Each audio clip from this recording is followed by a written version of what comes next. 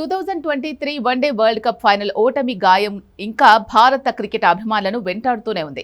స్వదేశంలో అజేయంగా ఫైనల్ చేరిన టీమిండియా చివరి అడుగులో తడబడి ట్రోఫీని చేజార్చుకుంది.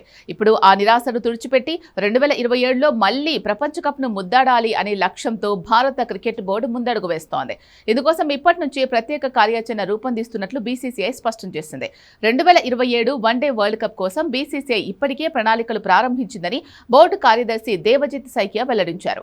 2027లో జరగనున్న మెగా టోర్నీకి ముందు భారత జట్టు సరిపడా వన్డే క్రికెట్ ఆడేలా స్కెడ్యూల్ రూపొందిస్తున్నట్లు తెలిపారు.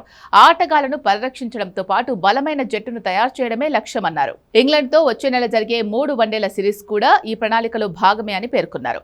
జూలై 14 నుంచి 19 వరకు జరిగే ఈ సిరీస్ భవిష్యత్ కాంబినేషన్లను పరీక్షించేందుకు ఉపయోగపడుతుంది. కొత్త వరల్డ్ కప్ సైకిల్లో ఇది కీలకంగా మారనుంది. భారత జట్టు ఎంపిక కమిటీ చైర్మన్ అజిత్ అగార్కర్, ప్రధాన కోచ్ గౌతమ్ గంభీర్ మధ్య పూర్తి సమన్వయం ఉందని బీసీసీఐ తెలిపింది. సెలెక్టర్లు, కోచింగ్ సిబ్బంది, జట్టు యాజమాన్యం అందరూ ఒకే లక్ష్యంతో పనిచేస్తున్నారని సైకియా వివరించారు. భవిష్యత్ అవసరాలు దృష్టిలో ఉంచుకొని జట్టును నిర్మించడంపై దృష్టి పెట్టామన్నారు. కేవలం తక్షణ ఫలితాలే కాకుండా 2027 వరల్డ్ కప్లు లక్ష్యంగా చేసుకుని ఆటగాళ్ల ఎంపిక, జట్టు కూర్పు, వ్యూహాలపై నిర్ణయాలు తీసుకుంటున్నట్లు సంకేతాలిచ్చారు.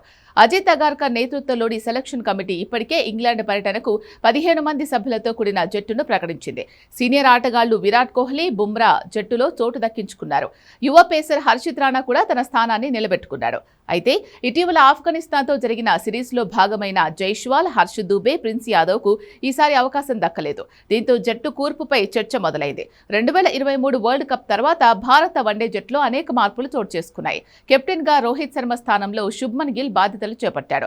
కొత్త నాయకత్వంలో జట్టు ఇప్పటికే ఆఫ్ఘన్పై 3-0తో క్లీన్ స్విప్ చేసింది. ఇప్పుడు ఇంగ్లాండ్ సిరీస్తో పాటు రానున్న నెలల్లో జరిగే వన్డే మ్యాచ్లు 2027 వరల్డ్ కప్ జట్టుకు పునాది వేయనున్నాయి.